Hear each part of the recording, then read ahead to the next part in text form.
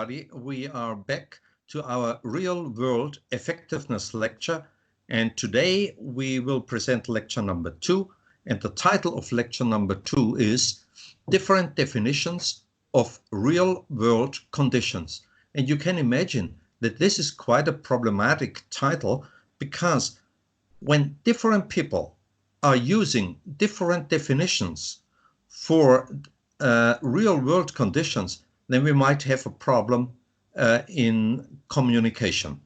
So let's start with the first point.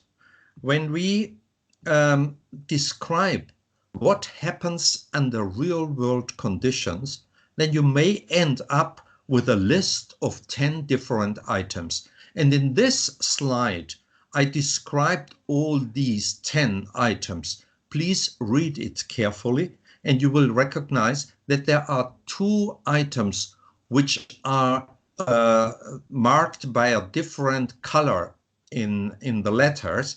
And these 2 items mean that they may quite different from time to time.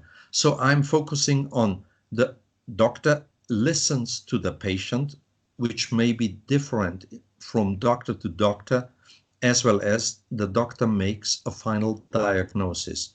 Some doctors are pretty good in making a final diagnosis, and others are not as good as the other ones. So read it carefully and ask yourself the question, are these really the events that happen under real-world conditions? Now, this table shows you the same 10 items, but it compares real-world conditions and experimental study conditions.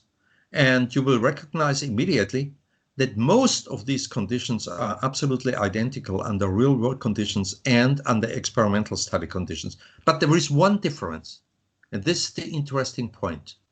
And the first point where real-world conditions and experimental conditions are different is the time of allocation.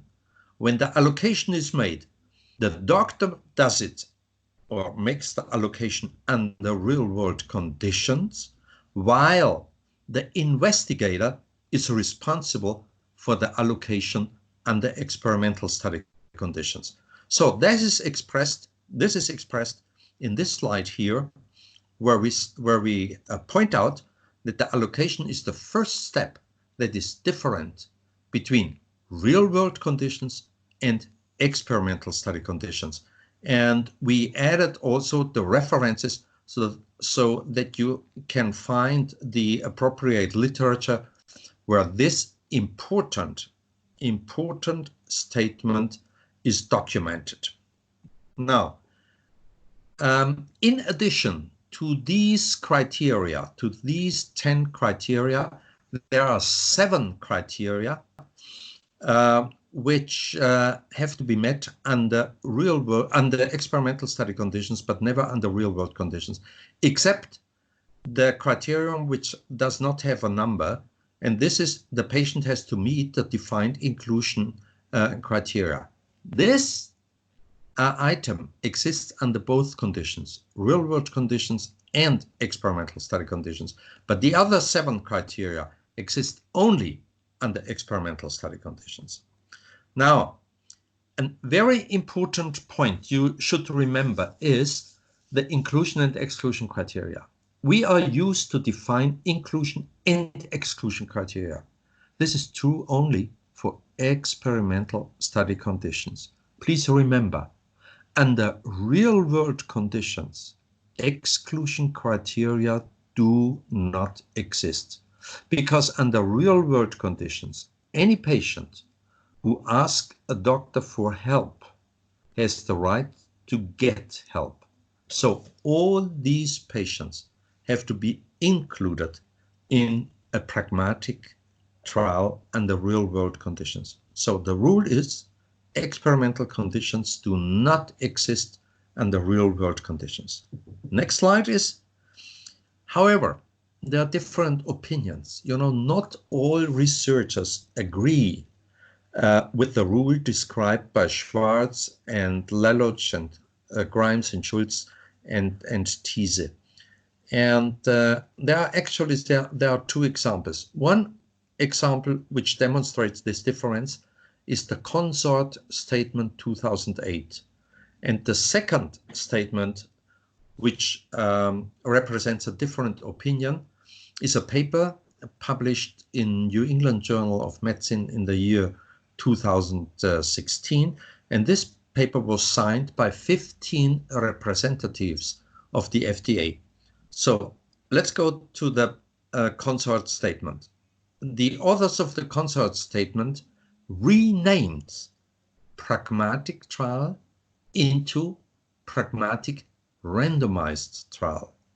And this is, according to our opinion, an oxymoron. And what an oxymoron is described here. It's a combination of two mutually exclusive terms of to a common phrase such as gentle violence. And the term pragmatic means, to our opinion, that this experiment or this study was completed under real-world conditions. In contrast, randomization describes an experimental intervention that requires experimental study conditions. So in randomization can never be completed, according to our opinion, under real-world conditions. Now, I show you the pragmatic trial as it is published in BMJ in 2008. And this is the entire background of the study. And it says the consort statement intended to improve reporting of randomized controlled trials and focuses on minimizing the risk of bias. Okay, this is okay.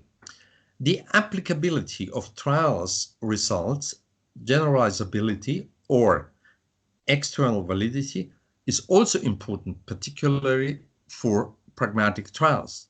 Now comes the problem.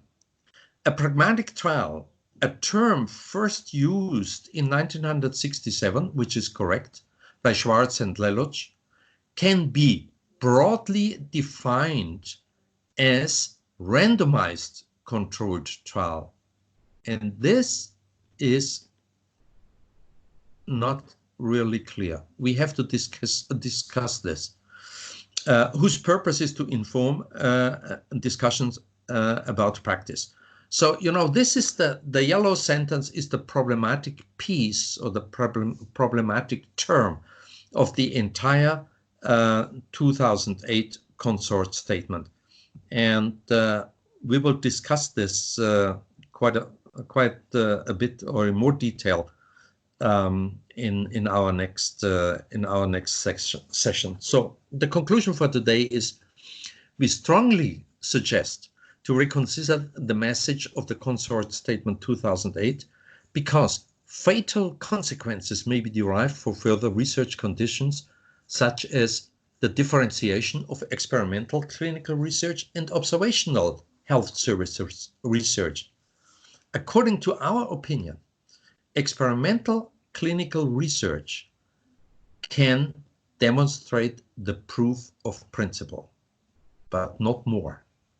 Observational health services research takes place under real-world conditions, and under these conditions, you can describe real-world effectiveness. So you see, there is a dramatic difference what you can demonstrate under experimental study conditions or you can demonstrate under real-world conditions. So we will continue this discussion about terminology in our next session. Stay tuned and thank you very much for your attention.